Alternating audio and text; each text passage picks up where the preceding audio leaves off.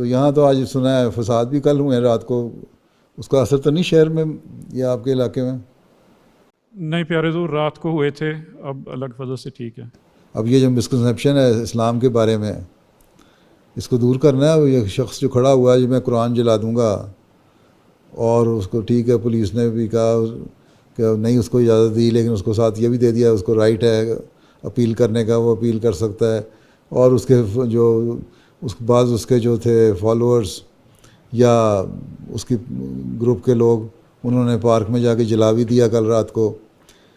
تو یہ کیوں ہو رہا ہے؟ اس لیے کہ ان کو پتہ ہی نہیں کہ اسلام کی تعلیم کیا ہے، قرآن کریم کی تعلیم کیا ہے، اور اس لیے کہ مسلمانوں کے جو دہشت گرد عمل ہیں وہ ان کو یہی بتاتے ہیں کہ ہاں یہ شاید قرآن میں ہی ہوگا۔ وہ اس ایک آیت کو تو پکڑ لیتے ہیں کہ قتال کرو یا جنگ کرو، جو واقعی اخلاق جو حکم ہے دوسرے کہ کن حالات میں کرو، اس کا کوئی نہیں پتہ ان لوگوں کو۔ تو یہ چیزیں پتہ ہونی چاہیے ان لوگوں کو، اس لحاظ سے بھی آپ تبلیغ کا پلان کریں۔